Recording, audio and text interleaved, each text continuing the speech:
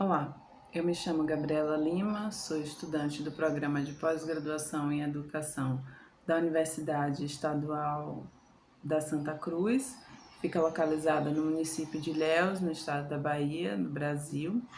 A minha orientadora é a professora doutora Elis Cristina Fiamengue e eu vou apresentar hoje o artigo intitulado Os Desafios de Pesquisar a Instabilidade da Sociologia no Currículo da Educação Básica.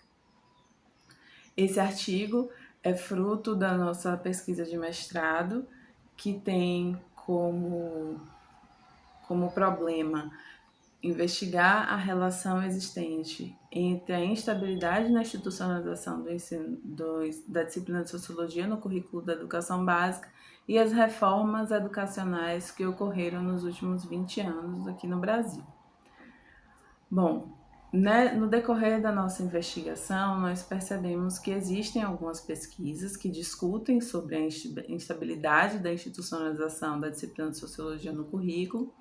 Essas pesquisas contribuem muito para o entendimento da situação em que a disciplina encontra-se hoje e podemos citar aqui uns autores como Amaury Moraes, Florestan Fernandes, que foi o primeiro sociólogo a abordar essa discussão sobre a necessidade de institucionalização da disciplina de Sociologia na educação básica, Ileise Silva, Hammurabi Oliveira e outros, que são autores que discutem, que investigam sobre a institucionalização da sociologia como disciplina da educação básica.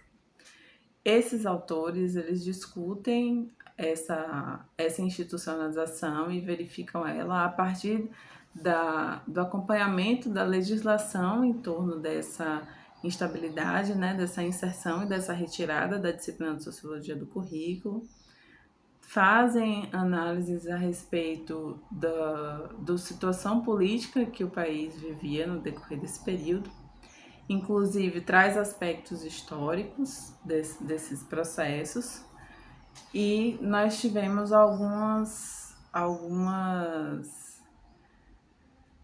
chegamos a algumas conclusões importantes através dessas pesquisas, e um pouco desse histórico vem ter sido muito referenciado nessas pesquisas anteriores. Dentre as questões que nós abordamos no artigo, é de que a primeira vez que a sociologia entra no currículo é no ano de 1930, quando ela entra no currículo da educação básica, a princípio nas escolas normais, que eram as escolas de formação de professoras do período. 10 anos após, ela sai do currículo quando acontece a reforma educacional Capanema. E desde então a disciplina ela é marcada, na verdade, por esse processo de inserção e retirada no currículo. Bom, a nossa pesquisa, ela se dedica a observar essa movimentação a partir de 1988 e vai até 2018. Nesse intervalo de tempo, aconteceram 3 reformas educacionais importantes que afetaram a presença ou a ausência da disciplina de Sociologia no currículo. Elas são a LDB, que é a Lei de Diretrizes e Bases da Educação, que é a Lei número 9.394, foi lançada no ano de 1996. A Lei 11.684, que foi instituída no ano de 2008, que é na entrada da Sociologia no currículo. E a BNCC, que é a Base Nacional Comum Curricular, que foi homologada em dezembro de 2018. Esses são os 3 marcos da institucionalização, foram os 3 marcos de reformas educacionais que alteraram o currículo da educação básica no Brasil. A LDB foi uma lei que fez toda uma reestruturação curricular e implementação de disciplinas no currículo. A disciplina de Sociologia nesse período não entrou no currículo, ela ficou fora, e a justificativa dada para que ela não não fosse inserida no currículo foi de que os conteúdos dela estariam presentes nas outras disciplinas. A Lei 11.684 de 2008 é a lei que foi homologada e que institui a sociologia como disciplina obrigatória do currículo do ensino médio nas 3 séries. Além da sociologia, a filosofia também entrou no currículo através dessa mesma lei. E a Base Nacional Comum Curricular, que acontece 10 anos depois, foi homologada 10 anos depois da Lei 11.684, que retira a obrigatoriedade do ensino da sociologia. A sociologia, a filosofia, a educação física e outras disciplinas foram retiradas do currículo com a implementação da Base Nacional Comum Curricular e após muitas pressões e questionamentos de entidades estudantis, de organizações acadêmicas, organizações profissionais, algumas disciplinas voltaram para o currículo, mas a sociologia e a filosofia ficou inserida dentro dos componentes curriculares, mas ela não entrou como uma disciplina, como era anteriormente. Bem, a partir disso, nós compreendemos que é preciso se aprofundar na discussão sobre o currículo para poder compreender esse processo de instabilidade da disciplina. E para isso nós nos referenciamos em Michel Apple, quando ele faz a relação entre currículo e controle social. O Michel Apple, ele compreende que o currículo ele é parte fundamental na construção da unidade intelectual em torno da hegemonia burguesa dentro da educação. É através do currículo em que vai ser instituído, formado os cidadãos que vão viver naquela sociedade, e o currículo é que vai moldar esses cidadãos para viver nessa sociedade, atendendo a essas demandas específicas. E isso fica muito claro quando a gente observa os processos de reestruturação curricular. E ela vai acontecendo através das reformas educacionais que vão sendo muito impulsionadas pelos processos de reestruturação do capital. A sociedade precisa ser reorganizada, reestruturada para atender às novas demandas dos novos postos de trabalho. E então o Michel Apple ele faz essa análise a respeito do papel do currículo no controle social, a partir da análise da forma do surgimento do currículo, para que ele surgiu, e essa relação vai se tecendo e compreendendo que o currículo ele cumpre também esse papel de, além da disseminação dos conhecimentos técnicos, né, dos conhecimentos a respeito das descobertas científicas, dos conhecimentos históricos, geográficos, do conhecimento da linguagem.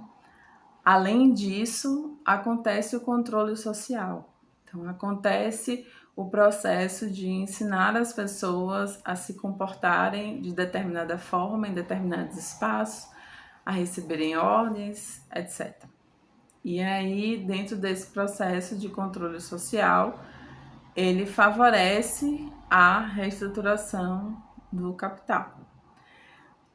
Para e passo a isso, se somando a esse debate, nós nos apoiamos em Goodson, Ivor Goodson, porque ele vai nos explicar que a dificuldade, que existe esse controle social, mas a gente precisa compreender as formas em que o currículo é utilizado para isso e compreender como esse fenômeno acontece dentro das escolas, dentro dos colégios, né, para ver como as disciplinas atuam nesse processo.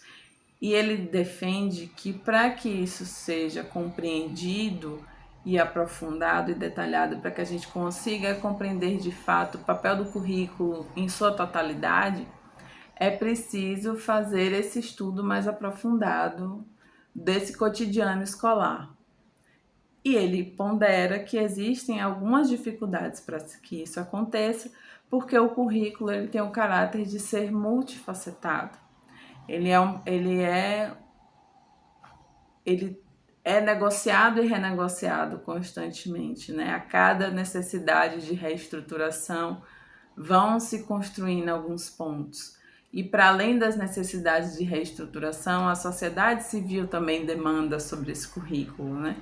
Nos aspectos culturais e de formação do ser humano, efetivamente. Então, nesses processos de renegociação do currículo, algumas coisas, em alguns pontos acontecem ganhos, em outros pontos acontecem perdas. Mas para a gente conseguir ter essa compreensão, o Ivar Goodson vai dizer que nós precisamos nos aprofundar nessa discussão.